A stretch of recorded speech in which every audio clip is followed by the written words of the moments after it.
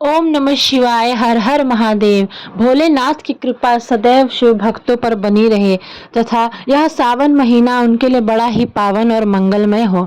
दोस्तों, आज मैं आपको एक ऐसा उपाय बताने जा रही हूँ जिसे करके आप अपने जीवन की समस्त बाधाएं और कठिनाइयों को समाप्त कर सकते हैं। अगर आपके जीवन में बहुत कठिनाइयां चल रही हैं, कुछ भी कार्य अच्छा नहीं हो रहा है, समझ लीजिए आपके एकदम उल्टे दिन चल रहे हैं, तो आज जो मैं आपको उपाय बताने जा रही हूँ उससे आपके ऊपर शिव एवं समस्त शिव परिवार की विशेष अनुकंपा बनी रहेगी। दोस्तों, यह उपाय अवश्य आज करके देखिएगा। दोस्तों, आज मैं आपको एक का महा उपाय बताने जा रही हूँ जो मैंने प्रदीप मिश्रा जी की कथा से बहुत ही ध्यान पूर्वक सुना है और आशा करती हूँ कि मैं आपको अच्छे से यह उपाय समझा सकूं। दोस्तों, इससे पहले आप मेरे चैनल को सब्सक्राइब कीजिए, लाइक कीजिए तथा अपने दोस्तों के साथ शेयर कीजिए और कमेंट बॉक्स में लिखना ना भूलिए हर हर महादेव। तो ये सारे उपाय आप प्रैक्टिकल करके ज़रूर देखिए, क्योंकि जैसे कि सीहोर वाले प्रदीप मिश्रा जी कहते हैं कि आप जब तक इन उपायों को प्रैक्टिकल करके नहीं देखेंगे तब तक आपको कैसे विश्वास होगा कि शिव जी की आपके ऊपर कितनी विशेष कृपा बन गई है। दोस्तों, आज मैं आपको 3 महा उपाय बताने वाली हूँ, पर दोस्तों जो मेरा अंतिम तीसरा वाला उपाय है उसे सुने बिना आप वीडियो को समाप्त मत कीजिएगा। दोस्तों, यह उपाय धन प्राप्ति के लिए बड़ा ही उपयोगी होने वाला है। आइए मैं आपको पहले उपाय के बारे में विस्तार में बताती हूँ।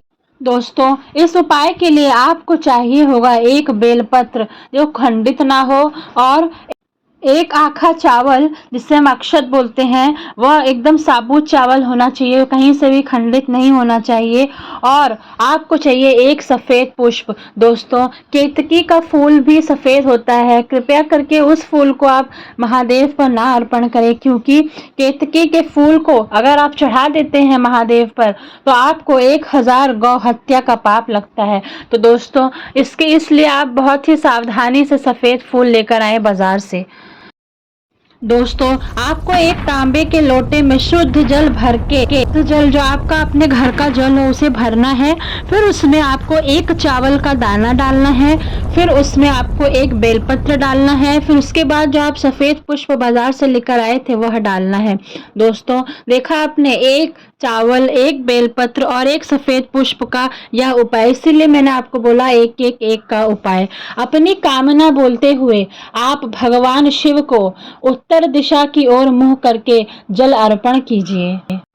दोस्तों, यह उपाय आपको प्रदोष काल में करना होगा। सायं के समय जो प्रदोष काल होता है, आप जल शिवलिंग पे डाल रहे होंगे तो अपने दाहिने हाथ से जहाँ जलाधारी से जहाँ जल गिरता है वहां से थोड़ा जल आप अपने दाहिने हाथ में ले लीजिए। दोस्तों, जो जल आपने दाहिने हाथ में लिया है उसको अपने शरीर के 3 भागों में लगाना है। सबसे पहले आपको मस्तक पर वह जल लगाना है, फिर अपनी दोनों आंखों पर वह जल लगाना है, फिर उसके बाद कंठ पर अपने जल लगाना है। दोस्तों, इससे आपके ऊपर महादेव की कृपा बनेगी। दूसरा उपाय आपको धन प्राप्ति के लिए बताने जा रही हूँ।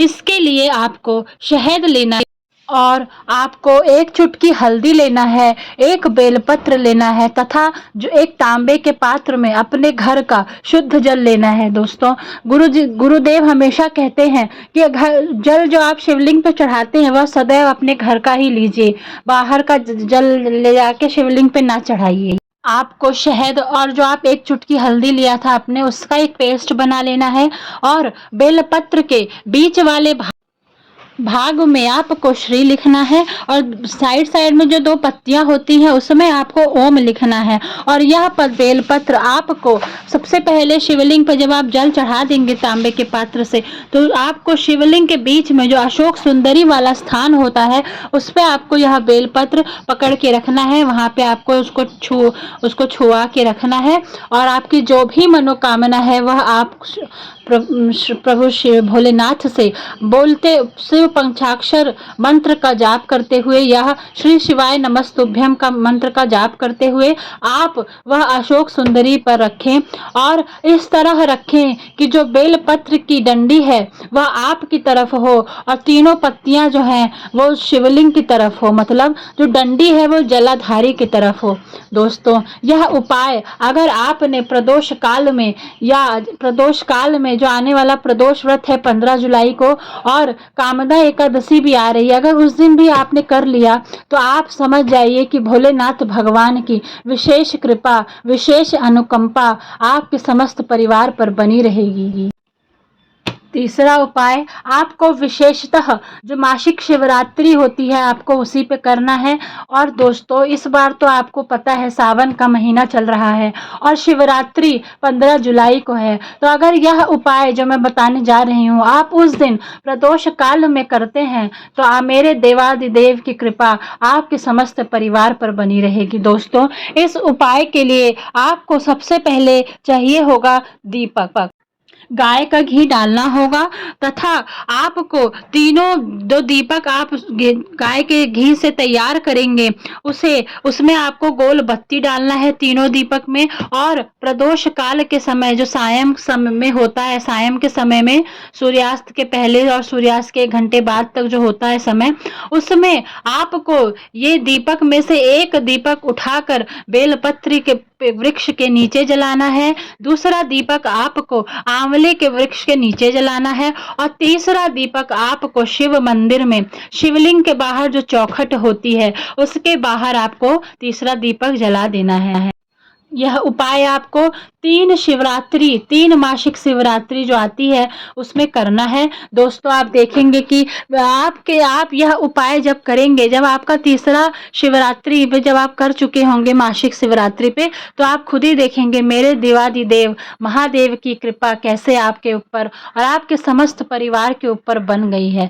दोस्तों, यह उपाय जो आज मैंने आपको बताया, तीनों उपाय जरूर जो आने वाला प्रदोष व्रत है, जो शनि प्रदोष व्रत 15 जुलाई को पड़ रहा है, उसी दिन मासिक शिवरात्रि भी है, उस दिन आप यह उपाय जरूर करें तथा भोलेनाथ की विधि पूर्वक शाम के सायं के समय पूजा करें। दोस्तों, अगर आपको यह वीडियो अच्छा लगा हो तो कृपया करके मेरे चैनल को सब्सक्राइब करें, लाइक करें तथा अपने दोस्तों के साथ शेयर करें।